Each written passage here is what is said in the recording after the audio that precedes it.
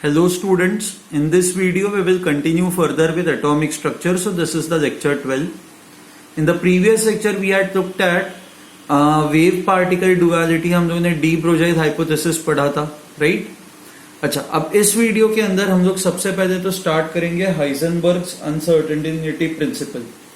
हाइजेनबर्ग्स uncertainty principle. Okay. Now when I say Heisenberg's uncertainty principle, what does this principle tell us? This principle tells us that किसी भी object के लिए at a particular instant मतलब किसी एक particular time पे किसी भी ऑब्जेक्ट के लिए आप दो चीजें एग्जैक्टली मेजर कभी नहीं कर सकते. कौन सी दो चीजें? You can never measure its exact position and exact velocity. Velocity is not exactly correct, it is basically momentum. So according to Heisenberg's uncertainty principle, the position and momentum of any object cannot be exactly determined at a particular instant. मतलब अगर जो आप चाहते हो कि exact position and exact momentum ये दोनों चीजें आपको एग्जैक्टली पता चले किसी एक पर्टिकुलर टाइम पे, तो दैट इज नॉट पॉसिबल. वो आप नहीं फाइंड आउट कर सकते. Okay, that is what Heisenberg's uncertainty principle tells us. It always says that कि आप पोजीशन मेजर कर रहे हो तो पोजीशन के मेजरमेंट में कुछ ना कुछ एरर आएगी ही आएगी, जिसको हम लोग कहेंगे डेल्टा एक्स. एंड मोमेंटम के मेजरमेंट में भी कुछ ना कुछ एरर आएगी, जिसको हम लोग कहेंगे delta P. So according to Heisenberg's uncertainty principle, ये जो product of errors है delta x into delta p, it will always be greater than h by 4 pi. Now आप momentum को लिख सकते हो mass into velocity. So I can now write this as delta x into delta mass into velocity should be greater than h by 4 pi. तो आप इस mass को बाहर निकाल सकते हो ना. तो मास बाहर निकलेगा तो you will get delta x into delta v is greater than h by 4 pi. So therefore delta x into delta v is greater than h by 4 pi m. Okay, now you can see that ये product हमेशा इस number से बड़ा ही होगा. Now the thing is, अगर जो मान लो आप वेलोसिटी को एक्यूरेटली डिटरमाइन करने की कोशिश करते हो तो error in velocity would be very small. ये नंबर फिर बहुत छोटा होगा. बट हमें पता है कि ओवरऑल इन दोनों का प्रोडक्ट इससे तो बड़ा ही होना चाहिए. तो अगर जो ये नंबर छोटा होगा तो इसका मतलब this number would be bigger. So I can say if delta v is small then delta x is large and vice versa. So which means अगर जो वेलोसिटी के मेजरमेंट में, सो डेल्टा वी क्या, it is basically error in measurement of velocity, error in velocity. And delta x क्या है, error in position. मान लो आप velocity बहुत एक्यूरेटली मेजर करने की कोशिश कर रहे हो तो वेलोसिटी में आपकी एरर कम होगी. But according to this formula, अगर जो वेलोसिटी में एरर कम हुई तो आप ये जो पोजीशन है, पोजीशन में एरर आपकी बहुत ज्यादा होगी. पोजीशन के मेजरमेंट में your error would be very very large. Similarly अगर जो आप किसी ऑब्जेक्ट की पोजीशन एक्यूरेटली डिटरमाइन करना चाहते हो तो error in position would be very small. And if error in position is very small, in that case error in velocity would then be very very large. ठीक है. So ये it's a what do you say trade off, कि आपको अगर जो एक चीज चाहिए तो एक चीज में आपकी एरर, मतलब आपको एक चीज में एक्यूरेसी चाहिए तो आपको एक चीज में बहुत बड़ी एरर आएगी. आप कोई भी दो चीजें, आप दोनों चीजें साइमल्टेनियसली एक्यूरेटली फाइंड आउट नहीं कर सकते.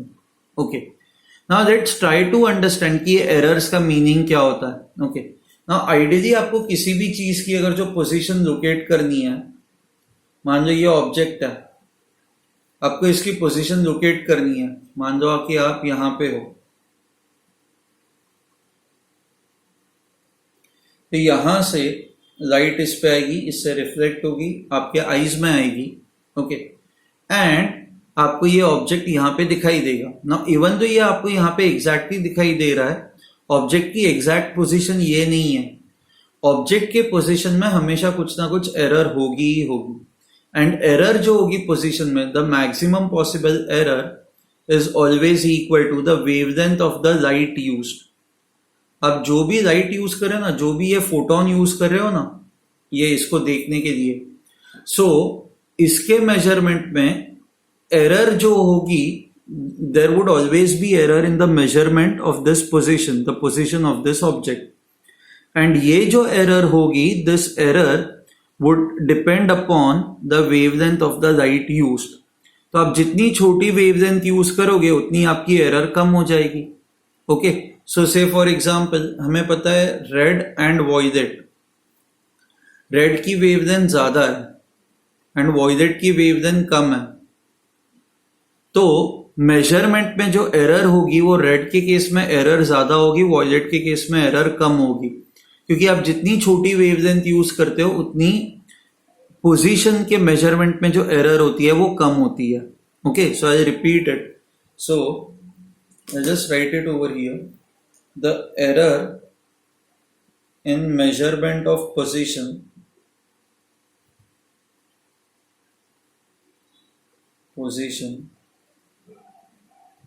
okay, the error in measurement of position depends on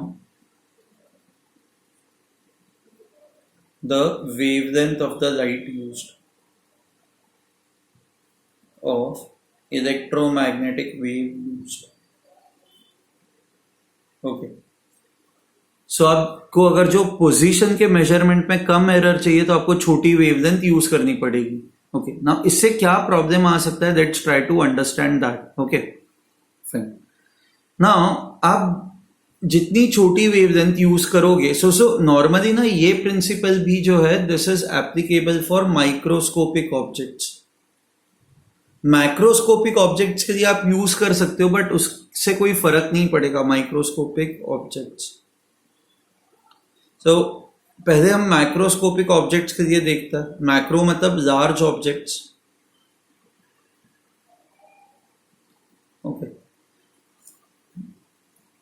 fine, so delta x into delta we, so let's say you have a ball, okay, ball of mass 1 kg, okay, and ball की आप velocity major कर रहे हो, velocity के measurement में जो error आ रही है that is let's say 0.02 meters per second, this is the error in the measurement of velocity. Okay, now ये बॉल की साइज कितनी होती है, और हम लोग ये मान के चलते हैं कि बॉल की जो रेडियस है that is 5 centimeters। Okay, now let's use this principle. हमें पता है कि error in velocity is this much, so let's try to find out the error in position of the ball. So delta x will be greater than h upon 4 pi m into delta v। ये delta v को बस मैं नीचे देखे गया हूँ। Now this would be equal to delta x, this is 6.6 into 10 raised to minus 34, this is 4 into 3.14 into 1 into delta v is 0.02।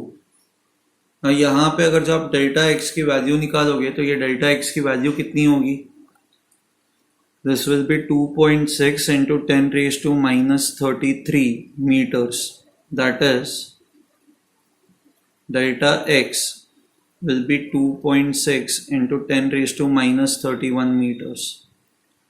You can see it is such a small number, almost 0 के बराबर है। Okay, and ये जो ball है, ball की radius 5 centimetre है, तो ball अच्छा खासा बड़ा है। अब बॉल को बस इतने से अमाउंट से हम ये कह रहे हैं कि बॉल के पोजीशन के मेजरमेंट में एरर आपकी इतनी है। एरर मतलब it's a very small number ना, it's as good as this की आपकी, मतलब मान लो ये एरर इतनी छोटी है कि it won't make any difference. आपको समझ में आ रहा है, बॉल के साइज के कंपैरिजन में ये एरर इज वेरी स्मॉल, तो it is as good as this. Ball शायद यहाँ पे हो सकता है, बॉल शायद यहाँ पे हो सकता है, बॉल शायद यहाँ पे हो सकता है, कोई फर्क नहीं है ना पोजीशन में, क्योंकि ये एरर इतनी छोटी है, तो इट इज इररिलेवेंट। मतलब ये मैक्रोस्कोपिक ऑब्जेक्ट के लिए इस नंबर का कोई भी सिग्निफिकेंट यूज नहीं है। ओके, सो मैक्रोस्कोपिक ऑब्जेक्ट्स या फिर बड़े ऑब्जेक्ट्स के लिए Heisenberg's uncertainty principle is not very useful. Okay, macroscopic objects के लिए. माइक्रोस्कोपिक के लिए देखता है. फॉर मैक्रोस्कोपिक और for big object it is insignificant, the errors are insignificant, कोई यूज नहीं होता. बट माइक्रोस्कोपिक ऑब्जेक्ट्स की अगर जो बात करें, छोटे ऑब्जेक्ट्स की बात करें, तो let's try to find this out. Let's say let's talk of electron. Electron के लिए जो मास है दैट इज 9.1 इंटू 10⁻⁻31 kgs. ओके, अब इलेक्ट्रॉन को मेजर करने के लिए मान लो आप जो लाइट यूज करते हो,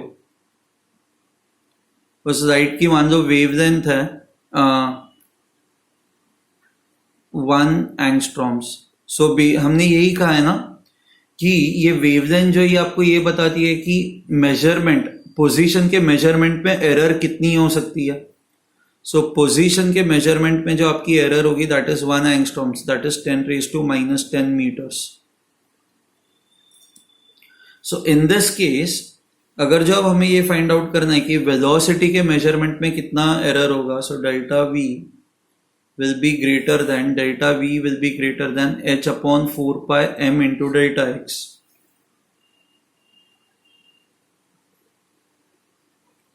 m into delta x. Okay. So therefore delta v will be greater than or equal to 6.6 into 10⁻34 4 pi into 9.1 into 10⁻31 into 10⁻10. Delta x is 10⁻10. Now delta v is equal to, if I do the calculations, मुझे answer क्या आएगा?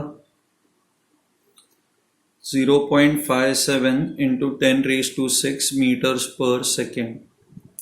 Now if you look at the velocity, okay, अब ये error, ये number बड़ा है या छोटा है, किससे आप कंपेयर करोगे? आप एक्चुअल वेलोसिटी से कंपेयर करोगे. सो हमें ये पता है कि हाइड्रोजन एटम के अंदर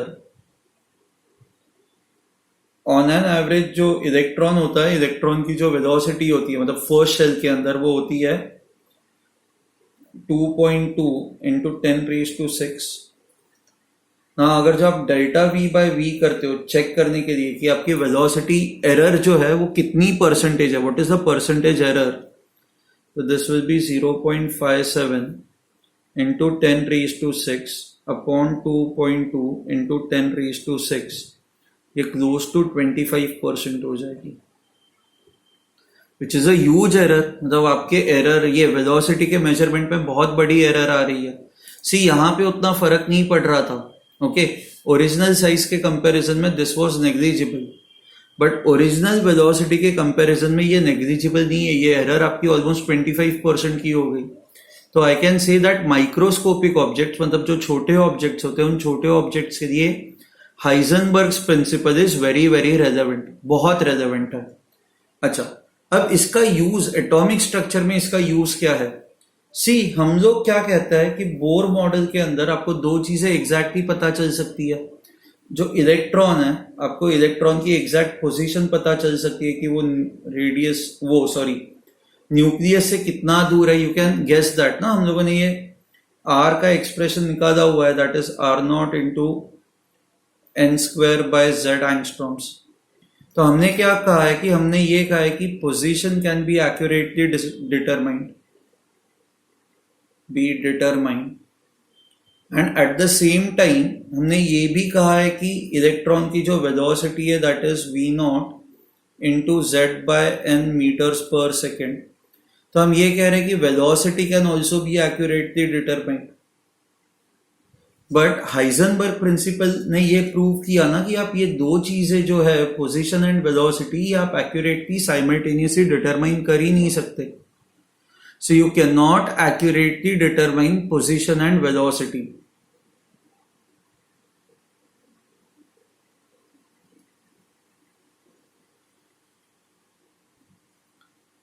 cannot be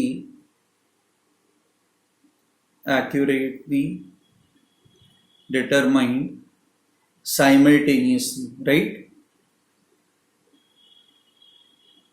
So if they cannot be determined simultaneously, accurately आप इनको simultaneously determine नहीं कर सकते, तो जो बोर मॉडल था वो गलत प्रीमाइस पे ही बना था ना. मतलब बेसिकली बोर मॉडल एग्जैक्टली आपको पोजीशन भी बताता है और एग्जैक्टली वेलोसिटी भी बताता है. बट हाइजेनबर्ग्स अनसर्टेनिटी प्रिंसिपल जो है वो ये प्रूव करता है कि अरे ये दो चीजें आप एग्जैक्टली मेजर कर ही नहीं सकते. तो that is why Bohr model basically इसमें दो एरर्स थे. फर्स्ट एरर वो थी कि बोर ने इलेक्ट्रॉन को बस पार्टिकल की तरह ही कंसिडर किया.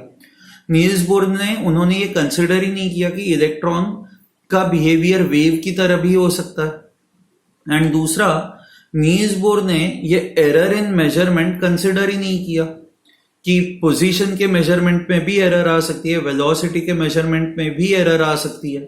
ये नील्स बोर ने कंसिडर ही नहीं किया. Okay, so that is why Niels Bohr का जो मॉडल था वो गलत था. मतलब द थिंग इज कि वो बेसिकली गलत इसलिए ही था क्योंकि उन्होंने इलेक्ट्रॉन को वेव की तरह माना ही नहीं. वेव की तरह मानते तो फिर वो मतलब बहुत सारे जो इश्यूज थे वो इश्यूज रिजॉल्व हो जाते. Okay, now the question is ये एरर. अब ना हम लोग इसके पीछे की वो थियोरी देखने की कोशिश करते हैं कि ये एरर एग्जैक्टली आती कहां से. What is the reason for this error. Okay, so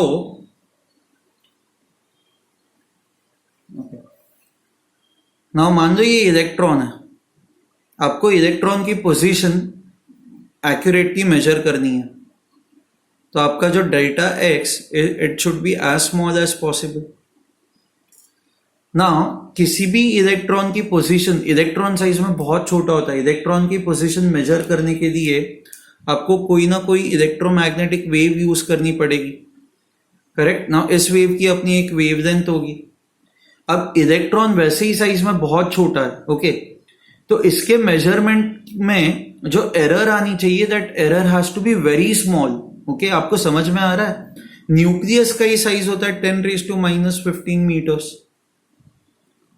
okay, सो आप इलेक्ट्रॉन भी साइज में बहुत छोटा होता है. सो आप अब इलेक्ट्रॉन की पोजीशन जब आप मेजर कर रहे हो तो आपको ये जो आप लाइट यूज कर रहे हो this wavelength should be very small. क्योंकि वेवलेंथ अगर जो बहुत छोटी होगी तो इलेक्ट्रॉन की जब आप पोजीशन मेजर कर रहे हो तो उस पोजीशन की एरर भी छोटी होगी.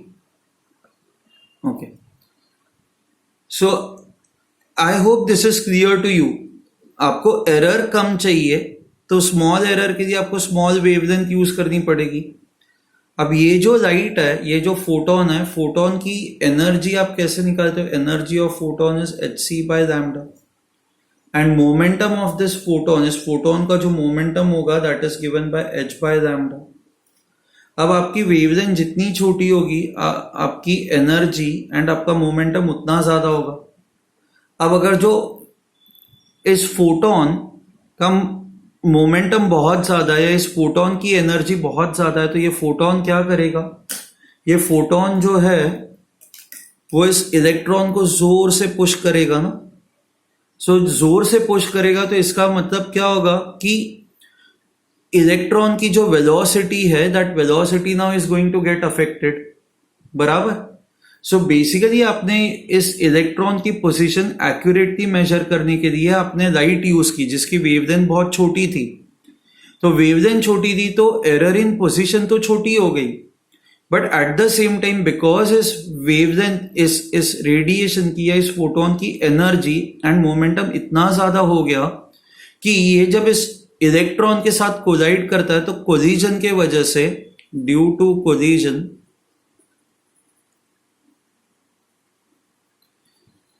the velocity of electron changes. Now if the velocity of electron changes, तो इलेक्ट्रॉन की वेलोसिटी जब आप मेजर करोगे आप सोचोगे कि अरे इलेक्ट्रॉन की वेलोसिटी तो यहाँ पे 0 थी, ये स्टेशनरी था. बट एक्चुअल में वो नहीं हुआ ना. जैसे ही आपने लाइट इस पे हिट की इसकी पोजीशन डिटरमाइन करने के लिए, तो उस टाइम पे कोलिजन के वजह से ये जो इलेक्ट्रॉन पहले स्टेशनरी था ना इट विल मूव. सो अगर जो आप ये कहोगे कि नहीं कोलिजन के बाद भी ये इलेक्ट्रॉन स्टेशनरी है, सो इलेक्ट्रॉन की पोजीशन भी ये है एंड इलेक्ट्रॉन की वेलोसिटी भी जीरो है, तो आप गलत हो जाओगे ना, क्योंकि अब इलेक्ट्रॉन की वेलोसिटी जीरो नहीं होगी, electron will have certain velocity. Okay, so यहां से अनसर्टेनिटी प्रिंसिपल आता है कि आपको अगर जो पोजीशन एक्यूरेटली डिटरमाइन करनी है तो आपको छोटी वेवलेंथ यूज करनी पड़ेगी।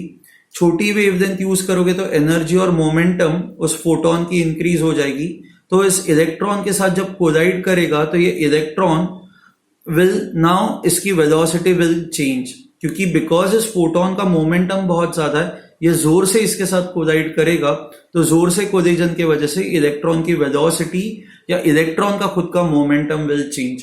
सो यहां से आता है आपका uncertainty principle. Okay, you have to please remember one thing, अगर जो पोजीशन में आपको एरर कम चाहिए तो आपको छोटी वेवलेंथ यूज करनी पड़ेगी। ओके, अगर जो आपको वेलोसिटी में एरर कम चाहिए तो आप वेलोसिटी में जब एरर कम चाहते हो तो पोजीशन में एरर अपने आप से बढ़ जाएगी।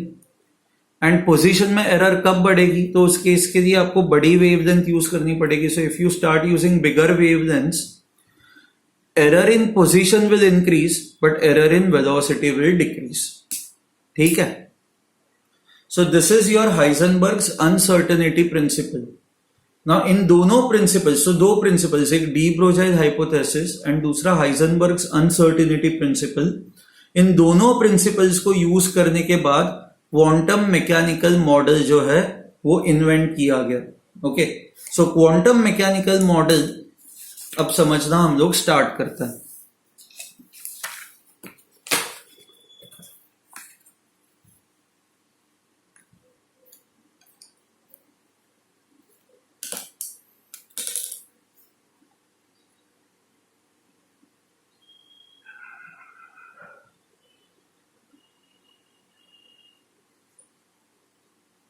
Quantum mechanical model. Okay,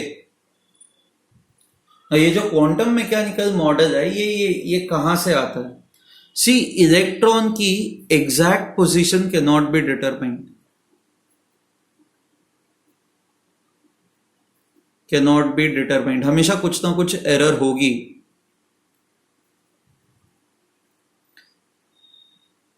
and अगर जो आप एग्जैक्ट पोजीशन डिटरमाइन करने भी जाते हो तो वेलोसिटी में जो एरर होगी वो बहुत ज्यादा होगी।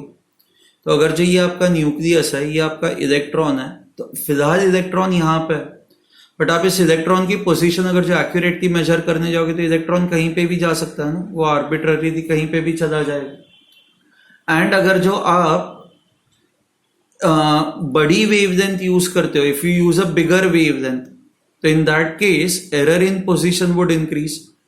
Error in position would increase, इसका मतलब क्या है कि हम लोग जो कह रहे हैं वो इलेक्ट्रॉन यहाँ पे है, वो एक्चुअली इलेक्ट्रॉन इस बॉक्स में कहीं पे भी हो सकता है, क्योंकि अब आप एक्यूरेटली डिटरमाइन नहीं कर रहे हो ना, अब आपकी एरर इन पोजीशन थोड़ी ज्यादा है, तो electron can be over here और it can be anywhere over here. So what we realize is कि हम लोग किसी भी केस में इलेक्ट्रॉन की पोजीशन एंड उसकी वेलोसिटी एक्यूरेटली मेजर कर ही नहीं सकते। आप पोजीशन एक्यूरेटली मेजर करने जाओगे तो इलेक्ट्रॉन कहीं पे भी चला जाएगा।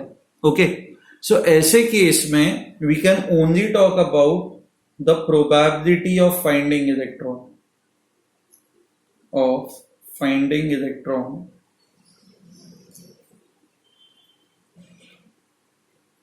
in the region around the nucleus.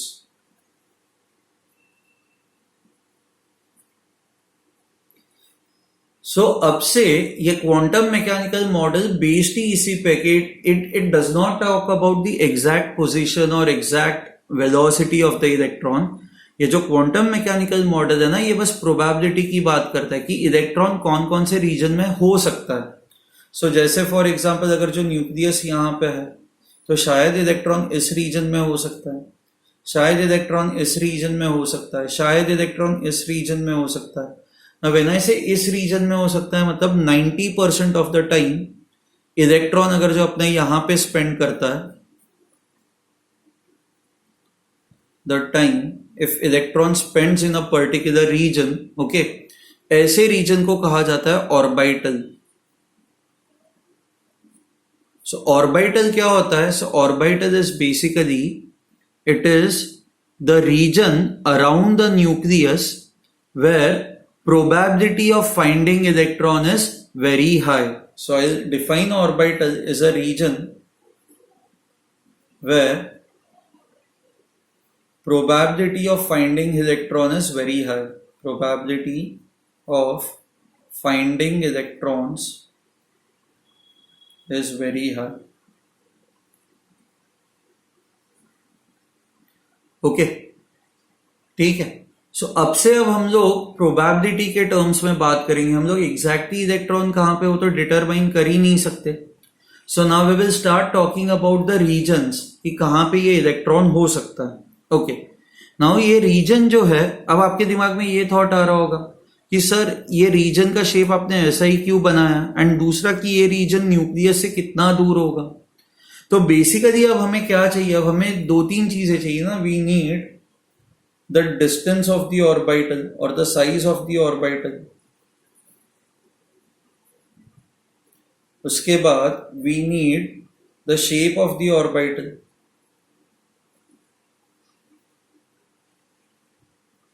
मान लो आपको साइज मिल गया, आपको शेप मिल गया, अब आपको डायरेक्शन भी चाहिए होगा ना कि ये दो तीन ऑर्बिटल्स एक दूसरे के रिस्पेक्ट में कौन से डायरेक्शंस में लोकेटेड है. So the direction and orientation of the orbitals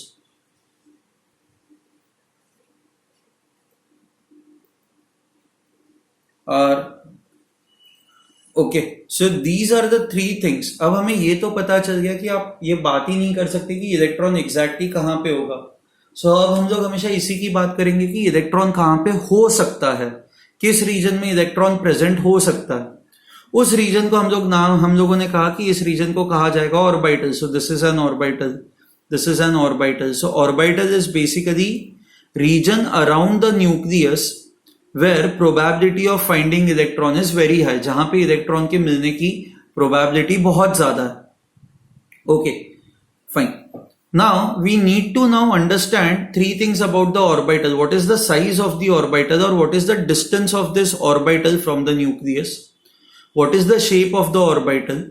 And what is the direction and orientation of the orbital? कि ये तीन orbitals जो है वो एक दूसरे के रिस्पेक्ट में कैसे located है. अच्छा, नेक्स्ट क्वेश्चन इज ऐसे कितने ऑर्बिटल्स पॉसिबल है. How many orbitals are possible.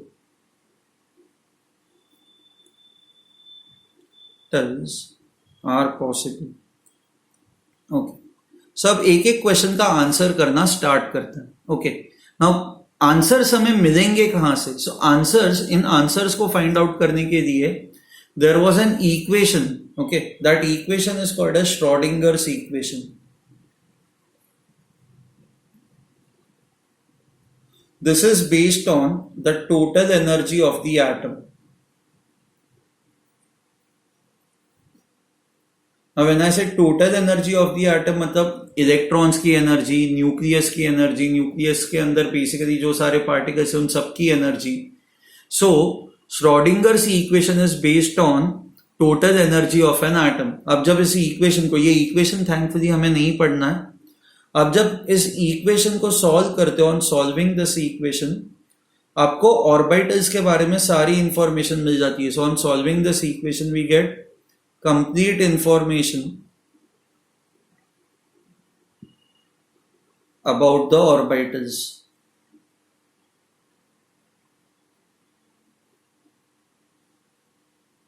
Okay, अच्छा, ना you might ask me sir कि हम लोग 90% प्रोबेबिलिटी वाला रीजन ही क्यों ढूंढ रहे हैं, हम लोग 100% प्रोबेबिलिटी वाला रीजन क्यों नहीं ढूंढ रहे. द रीजन इज बिकॉज कि इलेक्ट्रॉन की पोजीशन में देयर इज अनसर्टेनिटी. अनसर्टेनिटी का मीनिंग ये है कि electron can be anywhere from nucleus to infinity. तो अगर जो आपको 100% रीजन चाहिए कि जहां पे आप श्योरली कह सकते हो कि इलेक्ट्रॉन इसी रीजन के अंदर होगा, तो वो जो रीजन होगा वो यहां से इंफिनिटी तक एक्सटेंड करेगा. तो इसका तो कोई मतलब ही नहीं होता ना. वो तो हमें भी पता है कि हर एक चीज यहां से इंफिनिटी के बीच में कहीं ना कहीं पे लाई करती ही है. So that is why we never go ahead with 100%. Okay, I repeat it. Electron can be anywhere from the nucleus to infinity. Okay, in fact कुछ कुछ थियरीज तो ये भी कहती है कि इलेक्ट्रॉन न्यूक्लियस के अंदर भी हो सकता है. सो इलेक्ट्रॉन जो है वो यहां से लेके इंफिनिटी के बीच में कहीं पे भी हो सकता है. It can be anywhere, and because it can be anywhere, तो ऐसा 100% अगर जो आपको रीजन चाहिए तो 100% रीजन ही हमेशा इंफिनिटी तक एक्सटेंड करेगा. तो that is why in such cases वो हमारे कोई प्रैक्टिकल यूज का ही नहीं है ना.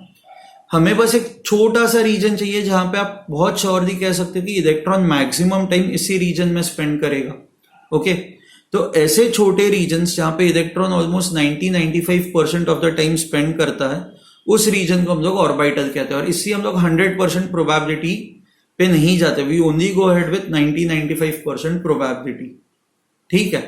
हाँ, अब इन ऑर्बिटल्स के जो ये क्वेश्चंस है कि आपको 3 चीजें चाहिए, साइज, शेप एंड डायरेक्शन, ये आपको मिलेंगे श्रोडिंगर्स इक्वेशन को सॉल्व करके, which is based on total energy of an atom. अब श्रोडिंगर्स इक्वेशन जब आप सॉल्व करते हो तो सॉल्व करने के बाद ना आपको कुछ नंबर्स मिलते हैं. उन 3 नंबर्स होता है. These 3 numbers are very important. First one is called as principal quantum number.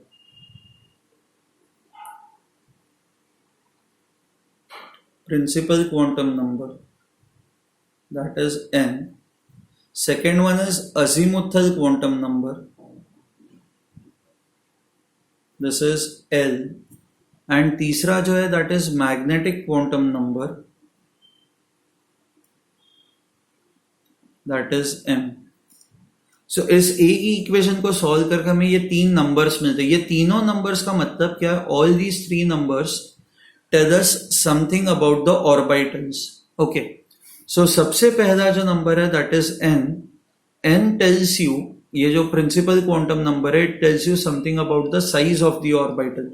So size of the orbital is determined by n. उसके बाद the shape of the orbital is determined by azimuthal quantum number. This is L. Okay, and the direction and the orientation of the orbitals is given by your magnetic quantum number, that is m. So ये 3 numbers आपको इन तीनों questions के answers दे देंगे. Okay, अब और ज्यादा जो discussion है वो हम लोग नेक्स्ट वीडियो में करेंगे. The only thing that you should remember now is, now we will talk only in terms of probability की इलेक्ट्रॉन कहां पे हो सकता है. And we are talking of those regions, those orbitals जहां पे इलेक्ट्रॉन हो सकता है. ठीक है. Okay, then we will stop over here. Next video में we will continue this further. ठीक है, चलो बाय.